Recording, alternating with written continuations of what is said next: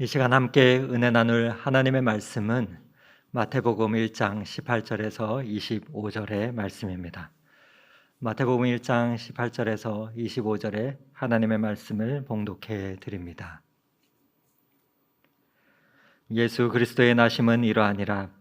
그의 어머니 마리아가 요셉과 약혼하고 동거하기 전에 성령으로 잉태된 것이 나타났더니 그의 남편 요셉은 의로운 사람이라 그를 드러내지 아니하고 가만히 끊고자 하여 이 일을 생각할 때 주의 사자가 현몽하여 이르되 다윗의 자손 요셉아 내 아내 마리아 데려오기를 무서워하지 말라. 그에게 잉태된 자는 성령으로 된 것이라. 아들을 낳으리니 이름을 예수라 하라. 이는 그가 자기 백성을 그들의 죄에서 구원할 자이심이라 하니라. 이 모든 일이 된 것은 주께서 선지자로 하신 말씀을 이루려 하심이니 이르시되 보라 처녀가 잉태하여 아들을 낳을 것이요 그 이름은 임마누엘이라 하리라 하셨으니 이를 번역한즉 하나님이 우리와 함께 계시다 함이라. 요셉이 잠에서 깨어 일어나 주의 사자의 분부대로 행하여 그의 아내를 데려왔으나 아들을 낳기까지 동침하지 아니하더니 나음의 이름을 예수라 하니라. 아멘.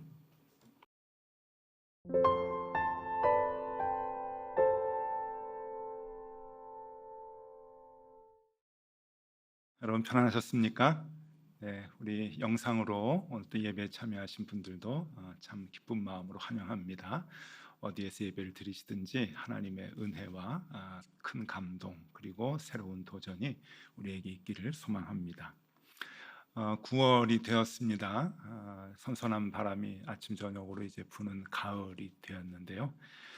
이제 그 9월부터 우리가 이제 신약 성경에 있는 인물을 좀 보면 좋겠다 생각을 합니다. 지난주까지 구약 성경의 인물을 보면서 회복과 소생에 대한 부분들을 우리가 찾았는데 오늘부터는 신약 성경의 인물을 보겠고 오늘은 신약의 첫 인물로 예수님의 아버지인 그 요셉에 대한 모습을 우리가 좀 들여다보도록 하겠습니다. 대개 오늘 이 본문은 성탄절에 많이 봤던 그런 그 내용이지만은 오늘은 조금 다른 각도로 이 요셉에 대한 그 모습을 보면서 요셉이 어떻게 주변 사람들을 회복시키고 소생을 시켰는가 하는 그 관점으로 우리가 말씀을 보도록 하겠습니다. 요셉의 의로움에 대해서 알아보기 위해서는 요셉의 결혼 문제를 그 결혼의 과정을 우리가 조금 살펴볼 필요가 있습니다. 요셉의 집안은 우리가 잘 알듯이 다윗의 혈통입니다. 왕가의 자손이죠. 그런데 중요한 것은 몰락한 왕조입니다. 사람들에게 존경은 받을 수 있어도 정치적으로는 그렇게 드러낼 수 없는, 특별히 로마의 지배하에서는 옛날 이스라엘의 왕조의 후손이었다고 하는 것이 그렇게 드러내놓고 자랑할 만한 상황은 아니었다라고 보고요. 또 이 다윗의 왕조가 몰락한 뒤에 로마의 지배가 있기까지 많은 왕조들이 이스라엘에 있었습니다. 우리 역사적으로도 보면은 마카비 왕조라고 하는 것이 있었고 또 하스몬 왕조가 있었습니다. 그러니까 이 왕조가 몇 번 바뀌었던 것이죠. 그러니까 옛날 다윗의 왕조를 자랑하거나 드러내는 것은 쉽지가 않은 것입니다. 그러니까 우리 말로 얘기하면 내가 이시 조선의 몇 대 왕의 몇 대 손이야 이렇게 얘기하는 게 아니고 내가 저 고구려의 무슨 왕의 신라 무슨 왕의 몇 대 손이야 이렇게 얘기하는 것하고도 같다는 의미죠. 그러니까 그렇게 그 드러낼 수 있는 상황은 아니지만 다윗 왕국과 솔로몬 왕국을 꿈꾸는 이스라엘 사람들이 많다 보니까 다윗 왕조의 자손들이 존경을 받을 만한 그러한 그 위치에 있다라고 하는 것은 기억할 만한 일입니다. 자, 대개 몰락한 왕조가 그렇듯이 이 요셉의 집안도 무척 가난했습니다. 아마 여러 가지 제약이 많이 있지 않았는가 생각을 하는데 가난했다는 것을 어디에서 알 수 있는가 하면은 요셉이 목수였다라고 하는 것하고는 좀 무관한 것 같습니다. 목수가 넉넉할 수도 있고 그렇지 못할 수도 있으니까 목수 때문에 가난한 것이라기보다는 예수님을 낳고 성전에 가서 제물을 드리는 모습을 보니까 가난했구나 하는 것을 볼 수가 있습니다. 누가복음 2장 24절에 보면 이렇게 나옵니다. 또 주의 율법에 말씀하신 대로 산비둘기 한 쌍이나 혹은 어린 집비둘기 둘로 제사하려 함이더라. 예수님을 낳고, 그러니까 유대인들이 아이를 낳고 어느 정도 일정 기간이 지나면 예루살렘 성전에 가서 첫 제사를 드리게 되죠. 아이를 주셔서 감사합니다. 이 아이를 하나님께 드립니다 하는 의미로 첫 제사를 드리는데, 레위기 12장 6절에 보면 6절에서 8절까지 뭐가 나오냐면은 거기에 대한 제사법이 나옵니다. 아이를 낳고 제사를 드릴 때 1년 된 양을 드려야 된다. 그렇게 나와요. 그리고 그것을 드릴 수 있는 형편이 못 되는 가난한 가정은 비둘기로 드려라. 그렇게 나옵니다.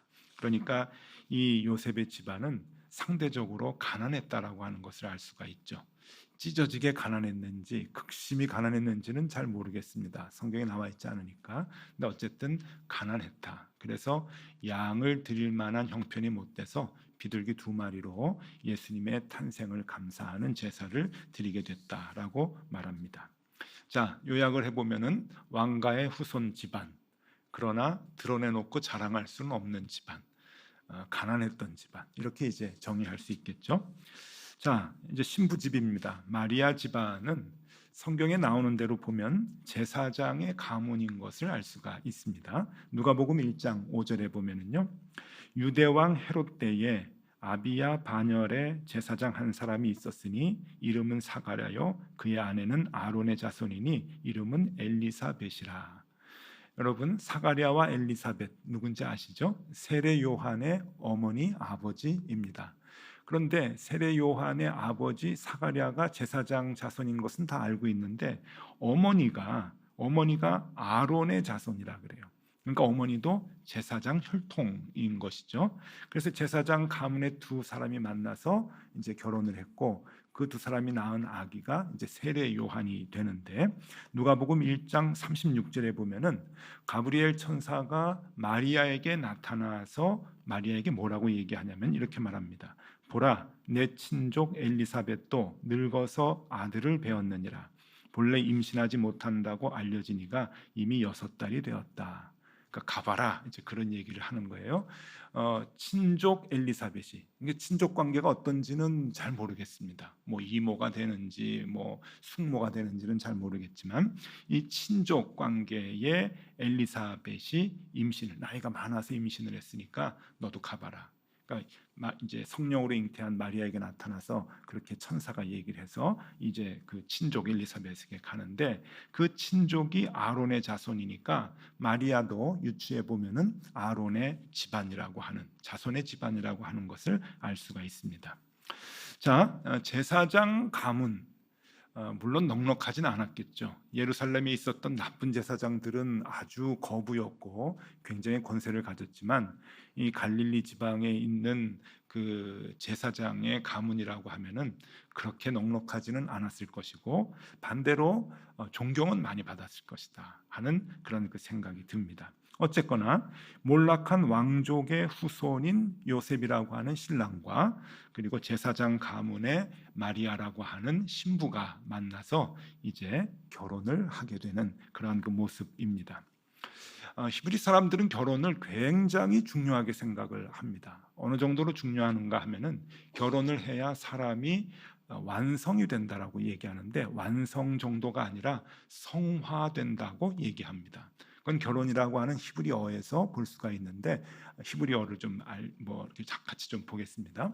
히브리어로 결혼이라고 하는 단어가 켈룰라라고 합니다. 조금 발음하기가 쉽진 않은데 켈룰라라고 하는 단어인데, 이 단어가 어디에서 파생된 단어인가 하면은 칼랄이라고 하는 단어에서 옵니다. 칼랄.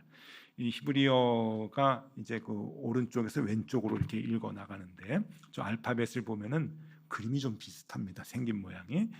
켈룰라라고 하는 이 결혼의 단어가 칼날이라고 하는 단어에서 온 건데, 이 칼날은 의미가 뭔가 하면은 완전해지다, 성화되다라고 하는 뜻입니다. 그러니까 결혼을 해야 사람이 완전해지고 성화된다라고 하는 거예요. 그러면 결혼을 안 하면은 미성숙한 건가? 근데 그런 의미로 얘기하는 것이 아니라 이제 결혼을 하게 되면은 히브리 사람들은 어떤 이제 의무를 부여하게 되냐면은 비로소 율법을 지켜야 하는 책임 있는 존재가 된다고 이제 부여해 줍니다. 율법을 지키는 사람으로. 그래서 율법을 지켜야 성화되는 완전해지는 것으로 그렇게 보고 있었던 것이죠.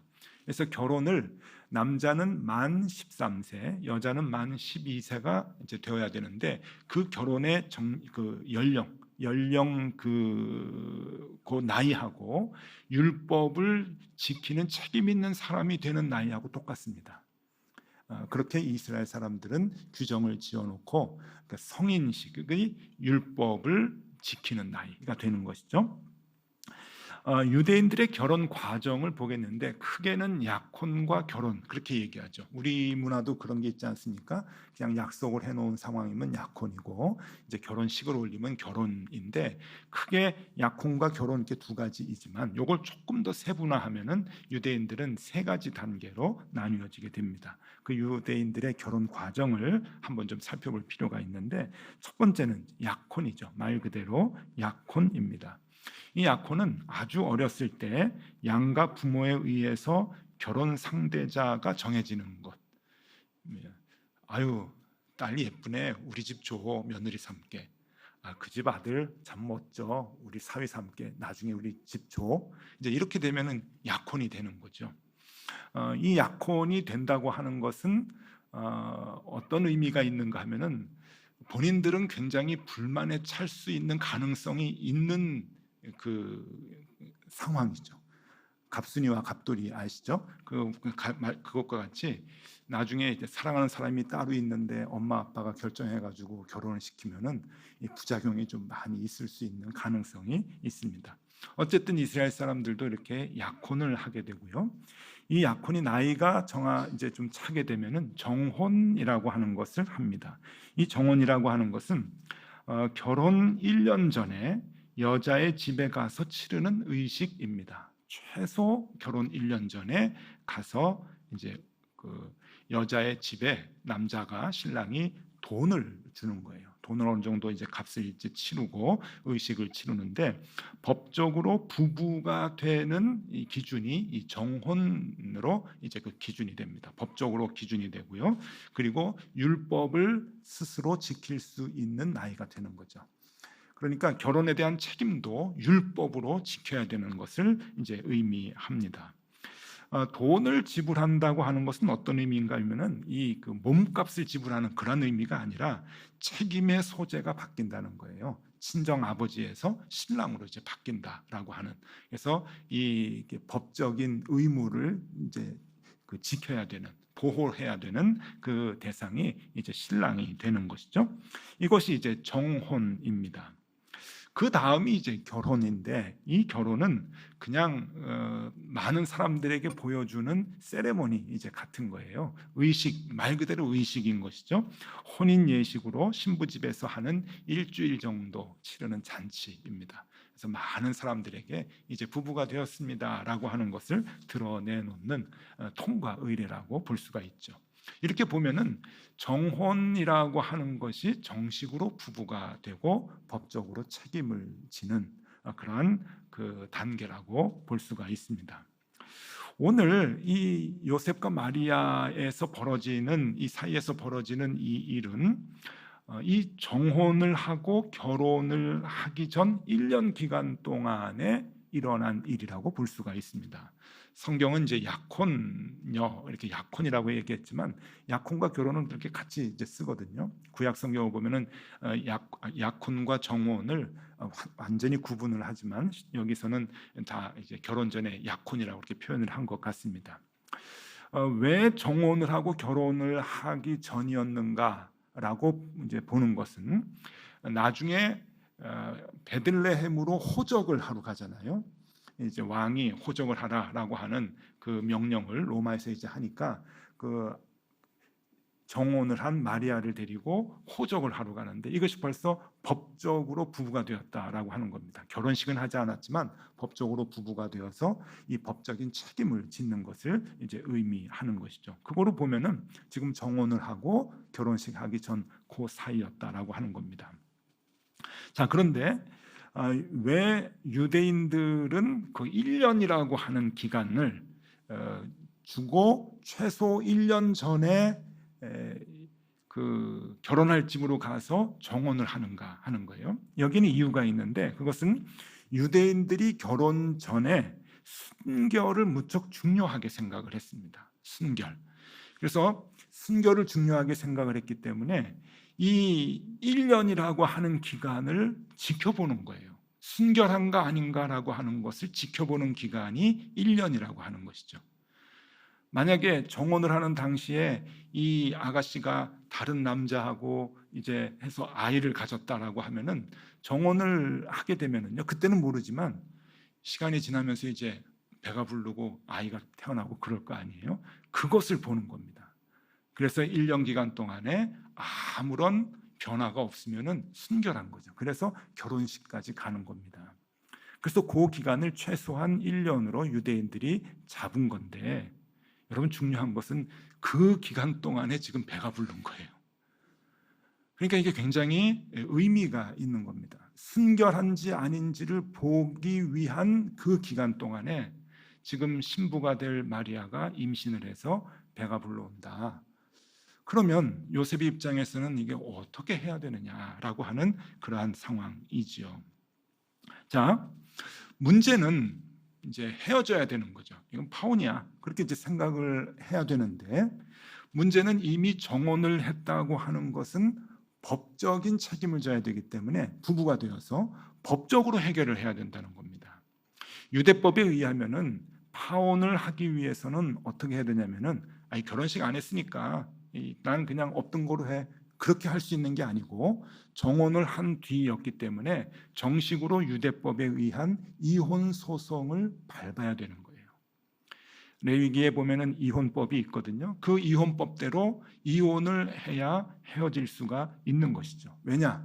이젠 법적으로 그런 의무가, 율법을 지켜야 되는 의무가 있기 때문에 그런 것입니다. 유대법에 의해서 하는 이혼 소송의 방법은 성경에 분명히 나오는데 어떻게 되는가 하면은 제사장 앞에서 2명의 증인이 배석돼야 됩니다.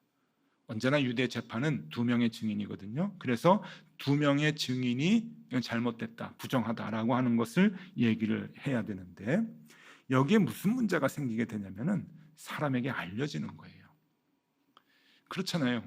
증인에게 증인을 부탁할 때도 그렇고 증인이 제사장에게 얘기할 때도 그렇고, 이것이 마리아와 요셉 사이에서 일어나는 일이 아니라 세상에 드러나게 되는 일이 된다고 하는 의미입니다. 세상에 이 일이 드러나게 되면, 부정했다고 하는 이 일이 드러나게 되면 유대 사회상 수치와 분노, 이런 것들이 이제 들어오게 되는 거예요. 당한 사람이나 당한 가정은 수치를 느끼게 되고, 그리고 상대방들은 분노를 느끼게 되고, 그래서 현장에서 만약에 목격했다 하면은 돌을 가지고 쳐 죽이는 그런 율법이 있지 않습니까? 이렇게 어마어마하게 위험한 상황까지 지금 치닫고 있는 그런 상황이라고 하는 것이죠. 그냥 우리가 쉽게 넘길 수 있는 그러한 일이 아니고 찬찬히 그 상황 속에 들어가서 성경을 읽다 보면 이게 어마어마한 상황입니다. 그런데 이러한 상황, 자칫 잘못하면 마리아가 죽을 수도 있고 마리아의 집안이 쑥대밭이 될 수도 있는 그러한 그 상황에서 요셉이 취한 결정이 무엇이냐? 요셉이요, 그때 나이가 어땠을까 생각해 보면은 한 15세 전후가 아닌가 여겨져요.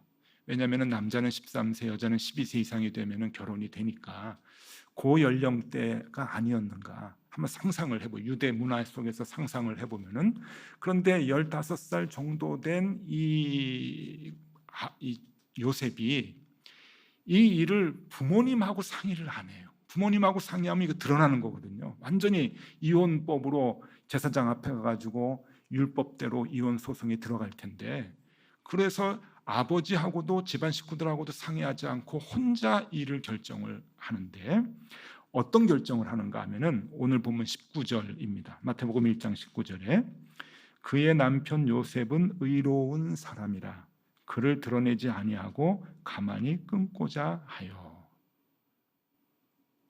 어떻게 이런 결정을 그 어린 나이에 할 수 있었을까?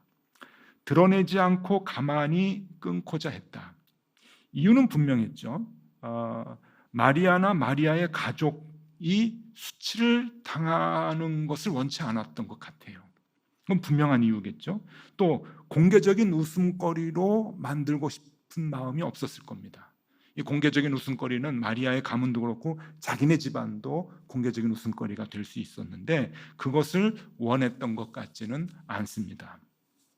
그런데 여러분, 그런데 이상한 것이 하나 있습니다. 그것은 뭐냐 하면은 이 19절에 나와 있는 드러내지 않고 가만히 끊는다라고 하는 이 표현이 앞뒤가 맞지 않는 표현이라고 하는 거예요.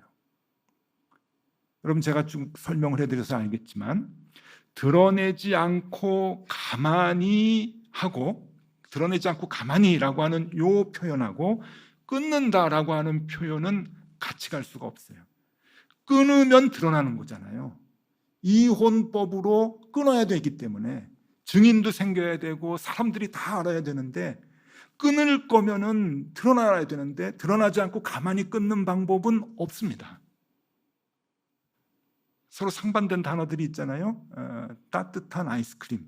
이건 문장의 형성이 안 되잖아요. 그것과 마찬가지로 드러내지 않고 가만히 끊는다라고 하는 것은 문장이 형성되질 않아요.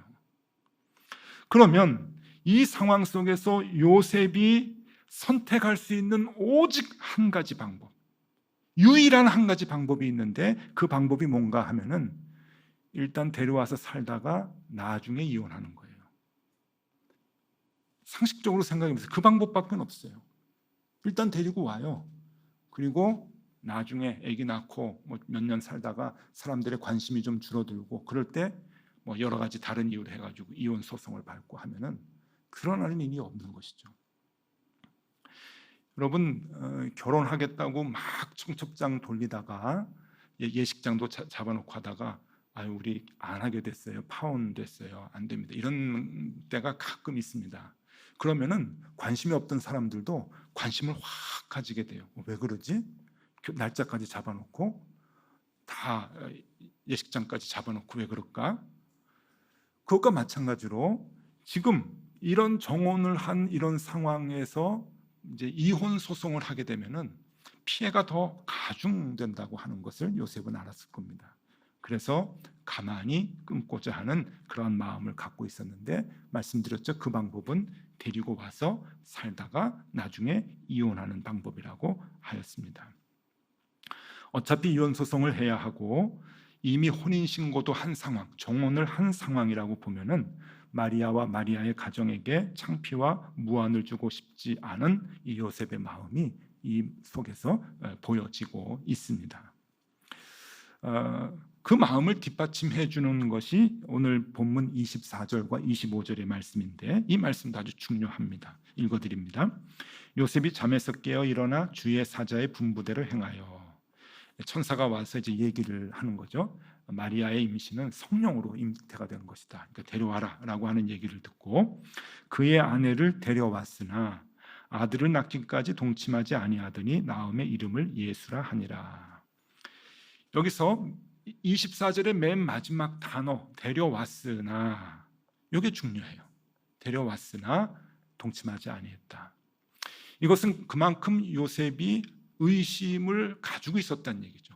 꿈에서 하나님의 사자가 얘기는 했지만 그것을 그냥 철떡같이 믿고 그랬다라고 생각을 못하는 거죠. 여러분, 그건 참 쉽지가 않죠. 여러분의 자녀가 아닙니다.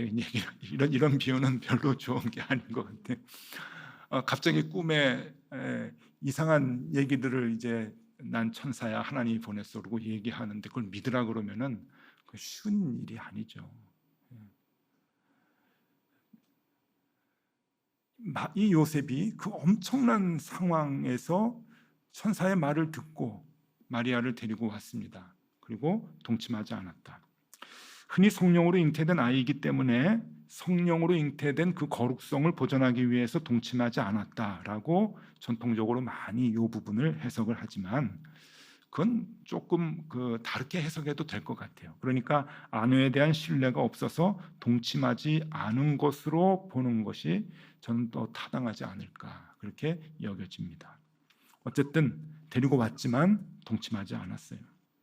자, 마태복음은 이 상황에서 요셉의 의로움을 언제 보았는가? 이것이 이제 중요해요. 성경에 보면은 다시 19절을 보겠습니다. 19절에 보면은요. 다시 19절을 제가 읽어드리면 그의 남편 요셉은 의로운 사람이라 그를 드러내지 않고 가만히 끊고자 하여. 여러분 이 문장을 가만히 보시면 하나님의 말씀을 그대로 순종하고 마리아를 데리고 왔기에 의롭다라고 표현하고 있질 않아요. 요셉을 의롭다고 얘기한 것은 가만히 끊고자 했을 때예요. 끊고자, 의로운 사람이어서 가만히 끊고자 했다. 이것이 우리에게 보여주는 시사하는 바가 무척 크다고 여겨집니다. 즉 약혼녀와 사돈댁에 수치를 주지 않기 위해서 가만히 끊고자 했던 그 요셉의 성숙한 모습에 나중에 마태는 그 요셉을 평가하면서 의로운 자였기에 가능하다라고 얘기를 하고 있는 것이죠. 그것이 바로 의로운 모습이다라고 하는 것을 여기에서 얘기에 기록을 해주고 있는 것입니다. 의로움의 시점은 데리고 왔기 때문이 아니라 가만히 끊고자 하는 모습에서 의로움을 찾았다는 거예요. 우리가 보통 생각했던 것하고는 좀 다를 수가 있지만 여러분 이 시각은 매우 중요하다고 여겨집니다. 성경에 예수님께서 가르침이 많이 있는데 그 가르침 중에서 의로운 자에 대한 이야기가 많습니다. 그 중에 선한 사마리아 사람에 대한 비유는 백미 중에 백미라고 볼 수가 있죠. 어떤 사람이 예루살렘에서 여리고로 내려가다가 강도를 만나서 거반 죽게 되었습니다. 그런데 그 길을 제사장이 지나가다가 그냥 지나치고 레위인이 지나가다가 보고 그냥 지나쳤다. 사마리아 사람이 와서 그 상처를 싸매줬다라고 하는 이야기이면서 누가 선한 이웃이냐라고 묻는 것이죠. 여기에 누가 선한 이웃이냐라고 하는 묻는 그 속에는 누가 의로운 자냐라고 하는 말과 같은 겁니다. 자, 제사장과 레위인은 율법을 지키기 위해서 그 쓰러진 사람을 손대지 않았죠. 율법에 보면은 죽은 시체에 손을 대면 부정한 것이라고 했고 성경에 보면은 거반 죽은 자였기 때문에 죽은 사람으로 보았을 것입니다. 그러니까 부정하기 싫어서 율법으로 부정하기 싫어서 율법을 지키기 위해서 레위인과 제사장은 그냥 지나친 것이죠. 율법을 지키기 위함이었습니다. 그런데 선한 사마리아 사람은 그를 싸맸죠. 누가복음 10장 34절에 이렇게 표현을 합니다. 가까이 가서 기름과 포도주를 그 상처에 붓고 싸매고 자기 짐승에 태워 주막으로 데리고 가서 돌보아 주니라. 여러분 이 말씀에서 중요한 단어들이 나옵니다. 그 상처에 붓고 싸매고 돌보아 주니라. 의롭다라고 하는 것이 무엇인가? 의롭다. 예수님께서 너희도 이와 같이 행하라라고 하는 의롭다라고 하는 그 말씀의 범주 안에 상처를 싸매라고 하는 것이 있는 거예요. 상처가 더 드러나고 더 아파하지 아니하도록 감싸고 싸매라. 그리고 돌보아 주라라고 하는 말씀이 있다는 거예요. 마리아에게 있어서는 분명히 임신한 것이 상처입니다. 그리고 그의 집안은 그것 때문에 수치를 당하고 그것 때문에 망할 수도 있는 그러한 상황이죠. 제사장의 가문에서 어떻게 이러한 불경한 일이 일어날 수가 있겠습니까? 그것이 세상 사람들에게 드러나면 지방은 엄청난 수치를 당하는 것이죠. 요셉은 감싸줍니다. 싸매줍니다. 그런 의미에서 그는 의로운 자라 가만히 끊고자 하여.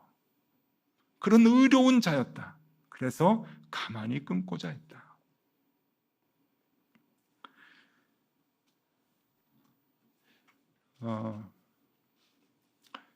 여러분 한국에 현재 가난한 성도들이 많죠. 가나안 성도, 교회 안 나가는 그리스도인들 가나안 성도라고 하는데 몇 명 정도 되는지 아십니까? 지금 추산은 한 230만 명에서 250만 명 잡습니다. 그러니까 우리 기독교인의 한 30% 정도 얘기를 하는데, 이게 언제 조사냐면은 코로나 이전입니다. 여러분, 우리가 예상해야 돼요. 코로나가 끝나면 이 가나안 퍼센테이지가 훨씬 더 높아질 것이다 라고 하는 예상을 하고 교회가 대비를 해야 되는데, 이 가나안 성도들에게 질문을 합니다. 당신은 왜 교회를 나가지 않습니까? 라고 할 때 많은 사람들이 뭐라고 대답하는 줄 아세요? 여러분, 놀라지 마세요. 신앙을 지키기 위해 교회에 안 나갑니다. 내 안에 있는 신앙을 지키기 위해서 교회를 안 나간다는 거예요. 엄청난 역설이잖아요. 무슨 말입니까? 교회를 가면은 신앙이 훼손된다고 하는 거예요. 그래서 이런 대답을 해요. 너희들하고 같아지기 싫다는 거예요. 교회 나가는 것들하고 같아지기 싫다. 무엇이 교회를 그렇게 만들었습니까? 그들에게 무엇이 교회 가면은 자신의 신앙이 훼손된다고 생각을 합니까? 그것은 분명해요. 욕심이 많다는 거예요. 교회가 욕심이 많고 남들에 대한 공감 능력이 전혀 없고 이기적이고 배타적이고, 그 교회를 지적을 하면서 나도 그 속에 들어가면은 같이 섞이게 되니까 내 신앙이 훼손이 된다는 거예요. 여러분, 그 답에 우리가 의미 있는 반성을 해야 됩니다. 한국 교회의 모습은 조금만 잘못이 있으면 정죄하죠. 조금만 자기하고 신앙이 틀리면은 너는 나쁜 사람이라고 그러고 죽어라 그러고 나가라 그러고, 얼마나 많이 정죄를 합니까? 조그만 잘못이라도 드러나면은 더 많이 드러내게 하고 더 많이 교회에서 내쫓으려고 하는 그러한 잘못들을 우리가 갖고 있잖아요. 그게 우리 현재 한국 교회의 모습이잖아요. 의로움이 있습니까? 요셉과 같은 이러한 마음이 우리에게 있는가? 배려하지 못하고 공감하지 못하고 용서하지 못하고 상처를 싸매주지 못하면 여러분, 한국 교회의 회복과 소생은 없습니다. 믿음의 가정 얘기하지만 우리 젊은 세대가 어떻게 믿음을 쫓아오고 있나요? 그 믿음의 가정을 회복시키고 소생하기 위해서 어른들이 가져야 될 것이 무엇입니까? 의로움. 이 요셉이 가지고 있는 이 의로움, 굉장히 소중하고 중요하죠. 믿음으로 의롭게 된 사람들에 대한 얘기를 써준 성경이 히브리서입니다. 잘 알죠? 어떻게 해야 믿음으로 의롭게 되는가? 그 히브리서가 1장에서 13장까지 있는데 결론을 13장에서 짓고 있습니다. 그 결론 부분의 결론이 히브리서 13장 1절에서 3절까지인데 읽어드리면 이렇게 나옵니다. 형제 사랑하기를 계속하고 손님 대접하기를 잊지 말라. 이로써 부지 중에 천사들을 대접한 이들이 있었느니라. 아브라함과 롯을 얘기하는 것이죠. 3절, 너희도 함께 갇힌 것 같이 갇힌 자를 생각하고 너희도 몸을 가졌은즉 학대받는 자를 생각하라. 여러분, 우리가 잃어버린 것들이 많이 있죠. 의로움을 얻기 위해서 우리는 말씀에만 집중을 했잖아요. 그런데 정작 그 복음으로 얼마나 많은 상처를 주는지 모릅니다. 여러분, 우리가 믿는다, 우리의 신앙, 우리가 신앙이다 라고 하면 우리의 행동으로 증명해야 됩니다. 삶으로 보여줘야 됩니다. 우리 주변에 있는 사람들. 여러분, 어려운 게 아니에요. 조금 더 상처를 싸매고 조금 더 상처를 감싸주고 끝까지 돌봐주고 배려해주고 용서해주는 것, 그러한 의로움, 그 의로움을 우리 삶 속에서 실천하면 좋겠습니다. 내가 회복이 되고 주변 사람들이 회복이 되고 우리 사회가 소생이 되는 방법입니다. 기도하겠습니다. 주님, 우리는 상처를 싸매어주는 일에 너무 인색하지는 않습니까?